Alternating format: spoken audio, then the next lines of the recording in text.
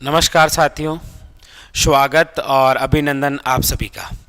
साथियों, आज इस सेशन की हम चर्चा करने वाले हैं। ये एक बिल्कुल नया सेशन हम शुरू करने जा रहे हैं। इससे पहले हम मंथली करंट पढ़ रहे थे, लेकिन अब उस मंथली करंट को हम 3 भागों में पढ़ेंगे। जैसे आज जो हम करंट पढ़ेंगे वो आपके 1 जुलाई से लेकर 10 जुलाई तक जो हमारे राजस्थान के संदर्भ में करंट की बातें हुई है उनके बारे में चर्चा करेंगे। और ये सारे के सारे जो करंट के क्वेश्चन होंगे ये सारे के सारे अखबार से लिए गए क्वेश्चन होंगे, क्योंकि आप देखते हैं कि विगत एग्जामों के अंदर जो करंट जीके के क्वेश्चन आ रहे हैं उनके पूछने का तरीका भी अलग है। मतलब कई बार थ्योरेटिकल पूछ लेता है, वो सारी बातें। तो आइए शुरू करते हैं।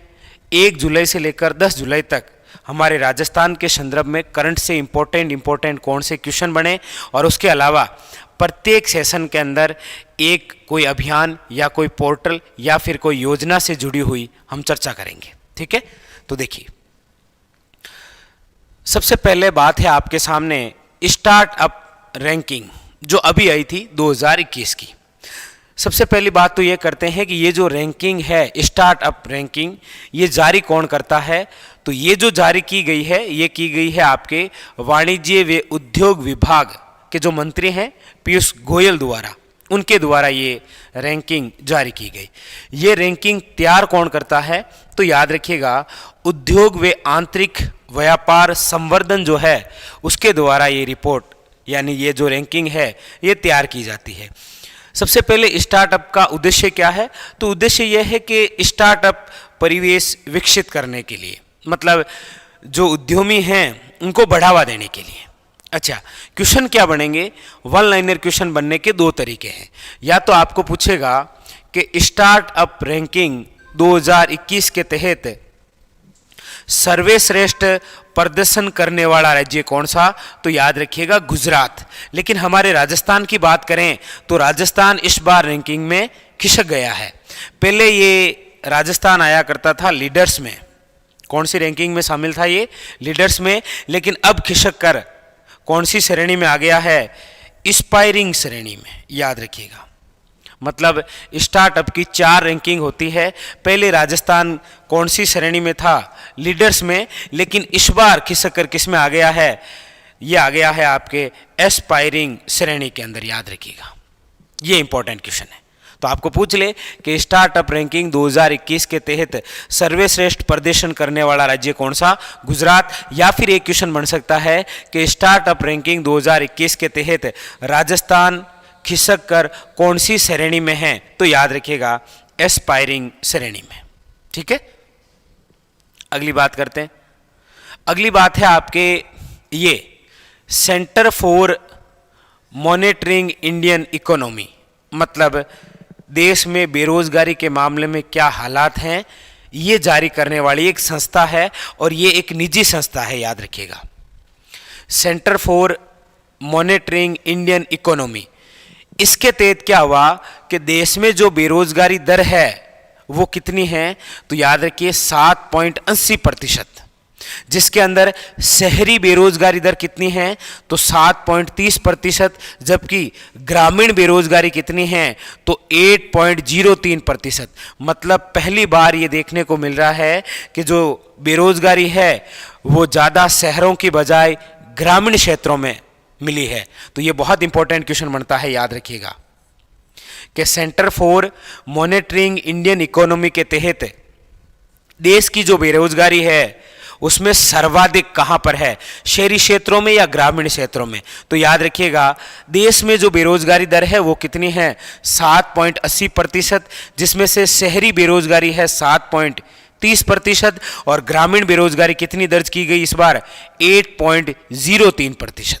आप पूछेंगे सर देश में बेरोजगारी दर सर्वाधिक किस राज्य में, तो याद रखिएगा हरियाणा। कभी हरियाणा टॉप पर रहता है और कभी हम रहते हैं। तो इस बार टॉप पर कौन है? हरियाणा। और हरियाणा में बेरोजगारी दर कितनी? 34.11। जबकि हमारा राजस्थान दूसरे स्थान पर है और कितनी बेरोजगारी? तो 30.52%। याद रखिएगा, क्लियर?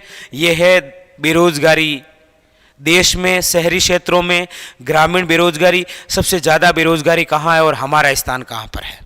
क्लियर? अगला फैक्ट देखिए, अगला है आपके कि केंद्रीय पर्यावरण मंत्रालय द्वारा, आप सब जानते होंगे कि 1 जुलाई 2022 से किस पर प्रतिबंध लगाया है, तो याद रखिए सिंगल यूज प्लास्टिक। बहुत अच्छा क्वेश्चन बनता है कि हाल ही में केंद्रीय पर्यावरण मंत्रालय द्वारा सिंगल यूज प्लास्टिक पर प्रतिबंध लगाया गया, कब से, तो 1 जुलाई 2022 से। अच्छा, यदि कोई इस प्रकार प्लास्टिक यूज करते हुए पकड़ा गया तो उसे 5 साल की सजा व 1 लाख रुपए तक का जुर्माना या फिर दोनों भुगत सकते हैं वो बंदा। 5 साल की सजा भी मिल जाएगी और 1 लाख का जुर्माना भी।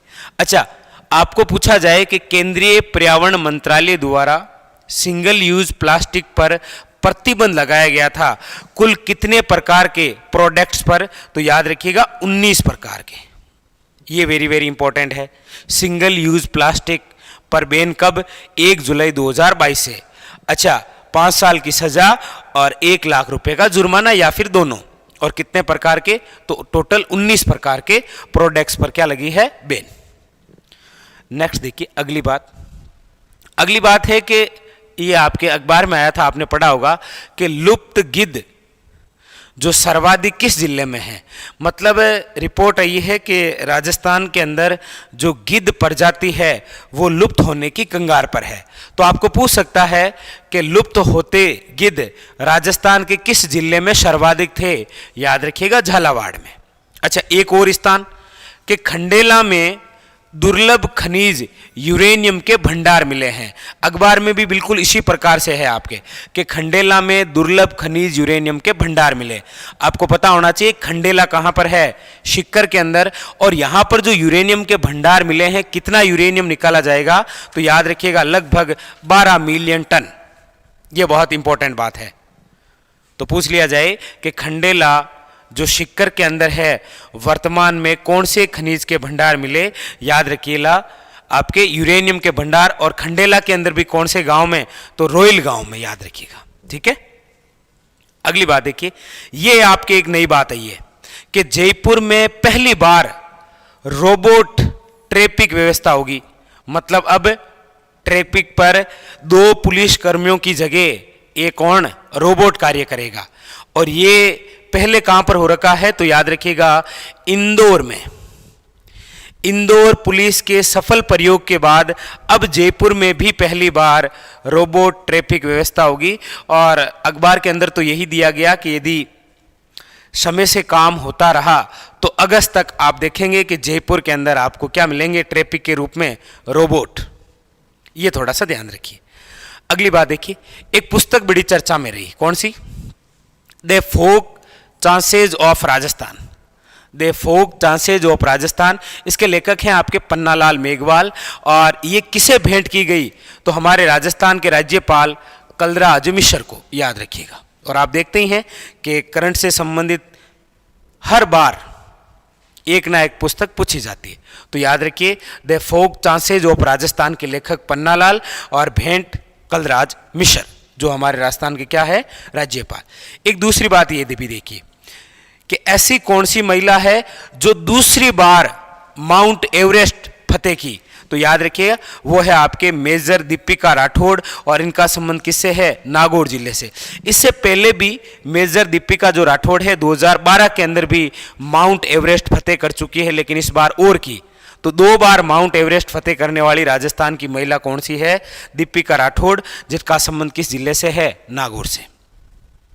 एक और देखिए, यह भी है कि हाल ही में किस कंपनी को मोस्ट मैन्युफैक्चरिंग और बेस्ट एम्प्लॉयर्स ब्रांड अवार्ड 2022 से सम्मानित किया गया, तो याद रखिएगा हिंदुस्तान साल्ट लिमिटेड HSL, जिसका प्रमुख केंद्र हमारे राजस्थान के अंदर लगा था 1964 में।